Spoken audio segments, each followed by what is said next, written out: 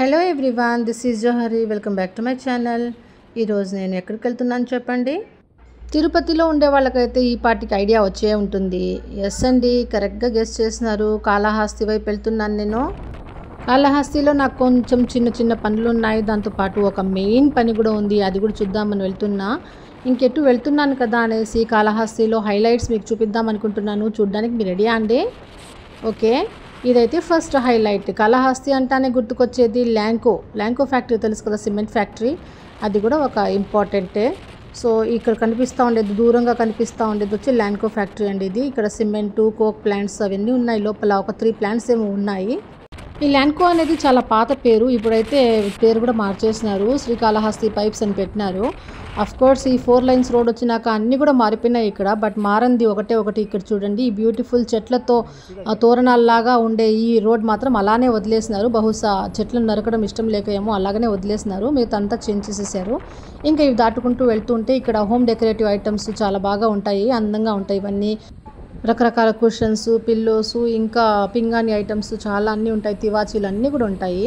ఇది మనం పర్చేస్ చేయాలనుకుంటే చాలా బాగా మనం ఇక్కడ పర్చేస్ చేయొచ్చు.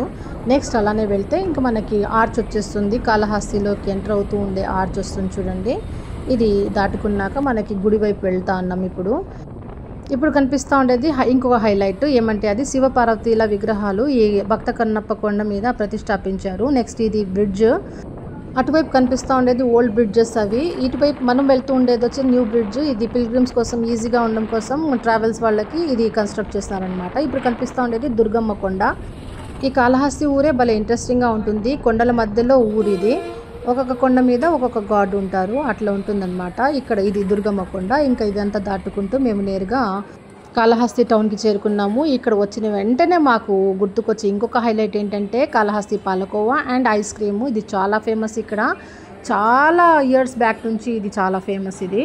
ఇది తినకుండా మేమైతే అస్సలు వెళ్ళాము. ఏ పని మీద వచ్చినా ముందుగా ఈ కోవా అండ్ ఐస్ క్రీమ్ తింటానే మాకు సాటిస్ఫాక్షన్ ఉంటుంది. నా చైల్డ్హుడ్లో అంటే నేను 3rd, 4th ఆ క్లాసెస్ చదివేటప్పుడు ఈ ఐస్ క్రీమ్ అయితే 3 రూపీస్ ఉండింది జస్ట్. ఇప్పుడైతే 25 రూపీస్ అనుకుంటాను ఐస్ క్రీము. ఇక్కడ చూసారా, పాల్కోవా యొక్క 1/4 KG, 1/2 KG and KG packets అయితే పెట్టేసినారు. ఇంకా ఇక్కడ ఒక ఐస్ క్రీమ్ మెషిన్ ఉంటుంది. ఆ ఐస్ క్రీమ్ మెషిన్లో తయారైన ఐస్ క్రీమ్ అంతా తెచ్చి ఇట్లా ఫ్రీజర్లో పెట్టేస్తూ ఉంటారు వాళ్ళు.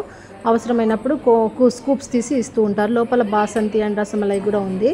ఈ కాళహస్తి పాలకోవా అంటే ఎంత ఫేమస్ అంటే ఏ డిస్ట్రిక్ట్ నుంచి ఏ స్టేట్ నుంచి వచ్చినా కానీ ముందుగా తీసుకుంటారు. ఇది ఇంత ఫేమస్ ఇది. సో మొత్తానికి మేము ఐస్ క్రీమ్ తినేసి ఇంకా మా ఆంటీ వాళ్ళ ఇంటికి వెళ్ళాము. మా ఆంటీ వాళ్ళ ఇంటికి వెళ్ళే దారిలో ఇదైతే కనిపిస్తుంది, ఈ బిల్డింగు. ఈ బిల్డింగ్ చూస్తున్నారంటే మీరు భూత్ బంగ్లా ఏమో అని భ్రమపడతారు.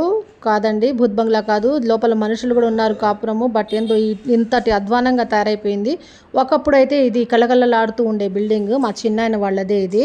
వాళ్ళు దాన్ని సేల్ చేసేసి హైదరాబాద్ వెళ్ళిపోయినారు. అప్పటి నుంచి ఇలా పడిపోయింది అది. బట్ మనుషులు అయితే ఉన్నారు, కానీ ఎలా ఉంటారో ఏమో నాకైతే అర్థం కాలేదు. ఫైనలీ మా ఆంటీ వాళ్ళ ఇంటికి వెళ్ళి అక్కడ మాట్లాడేసి ఇంకా చిన్న చిన్న పనులు 2 ఉంటే అవి చూసుకునేసినాక ఇంకా తిరుగు ప్రయాణం తిరుపతికి బయలుదేరినాము. కానీ బయలుదేరే ముందు కాళహస్తిలో ఇంకొక ముఖ్యమైన పని, చాలా ముఖ్యమైన పని ఉంది. అదేంటంటే మా నాన్నగారు 2 ఇయర్స్ బ్యాక్ డెత్ అయిపోయింది, చనిపోయినారు. సో ఇక్కడైతే కాళహస్తి మా సొంతూరు కాబట్టి ఇక్కడ దహనం చేసినాం మేము. సో 2 ఇయర్స్ అయింది. లాస్ట్ ఇయర్ కూడా వచ్చాము మేము. వచ్చి నాన్నగారి దగ్గర, లేడీస్ అయితే ఇక్కడ లోపల అలో లేదు, జెంట్స్ అయితే వెళ్ళొచ్చు. సో నేనైతే గేట్ దగ్గర నిలబడ్డాను. మా హస్బెండ్ లోపల వెళ్ళి ప్రేయర్ అవి చేసినారు.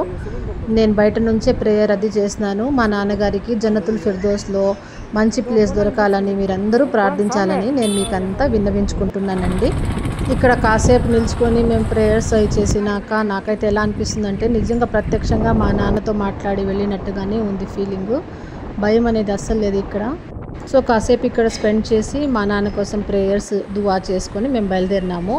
ఇప్పుడు ఇంకొక హైలైట్ ఇక్కడ, అదేంటంటే లోబావి అనేసి భరద్వాజ తీర్థం అనేది ఉంటుంది. చాలా పాతకాలం నుంచి ఇది బాగా ఫేమస్, లోబావి అంటారు. ఇది ఒకప్పుడు అయితే ఇక్కడ మొత్తం కొండల మధ్యలోంచి నడుచుకుంటూ వెళ్ళే వాళ్ళము, కొండలు ఎక్కి. బట్ ఇప్పుడు చూడండి, ఈ 2 కొండల మధ్య ఇంకా దారి ఫామ్ చేసేసినారు వాళ్ళు. మంచి రోడ్ వేసేసినారు. డైరెక్ట్గా మనం కార్లోనే అంతవరకు వెళ్ళిపోవచ్చు. అప్పుడైతే నడిచి వెళ్ళాల్సింది తప్పదు. ఈ లోబావి అనేది ఏం లేదు, మధ్యలో కోనేరు ఉంటుంది. ఆ కోనేరు మధ్యలో ఒక మండపం లాగా కూడా ఉంటుంది. అక్కడ నుంచి సొరంగ మార్గం కూడా ఉండేదంట ఒకప్పుడు. రాజుల కాలంలో యుద్ధాలు అవి జరిగినప్పుడు వాళ్ళు కోటలోంచి డైరెక్ట్గా ఇక్కడికి ఎస్కేప్ అవ్వడానికి ఇలా ఉండేదంట. బట్ ఇప్పుడు లోపల వెళ్తే మంచి పార్కుగా బాగా డెవలప్ చేస్తున్నారు. అన్ని చెట్లన్నీ ఉన్నాయి, లాన్ అంతా ఉంటుంది. కానీ మాకు టైం లేదు కాబట్టి మేము గేట్ దగ్గర నుంచే రిటర్న్ అయిపోతున్నాము. ఇంకా తొందరగా రీచ్ అవ్వాలి కదా తిరుపతికి. ఇంకా మేము తిరుపతి వైపు వెళ్తున్నాము. చూడండి పక్కనంతా పచ్చటి పొలాలు, ఇంకా వాటర్ ఇరిగేషన్ అంతా ఉంది. వచ్చేటప్పుడు అయితే బాగా ఎండగా ఉంది, మిట్ట మధ్యాహ్నము ఉక్క పెట్టేసింది. ఇప్పుడైతే చల్లని గాలి వీస్తూ ఉంది. పైగా ఈ పక్కన పొలాల యొక్క వ్యూ చాలా బాగుంది. నేనైతే ఈ కాళహస్తి ట్రిప్ అయితే బాగా ఎంజాయ్ చేశాను. బైక్ రైడ్ కదా, చాలా బాగా ఇంట్రెస్టింగ్గా ఉంటుంది. బస్సులో అయితే బోరింగ్గా ఉంటుంది. సో నేను వచ్చిన పనులు అయినాయి, మా నాన్నగారితో మాట్లాడాను. ఇంకా మేము తిరుగు ప్రయాణం వెళ్తున్నాము. ఇప్పుడు ఇంకొక ఇంపార్టెంట్ ఫ్యాక్టరీ కూడా చూపిస్తాను చూడండి. కాళహస్తిలో థమ్స్అప్ ఫ్యాక్టరీ అని చాలా ఫేమస్ కదా, ఇదే రెడ్ కలర్లో కనిపిస్తున్నాయి కదా, ఇదే థమ్స్అప్ ఫ్యాక్టరీ. ఇది కూడా చాలా ఫేమస్.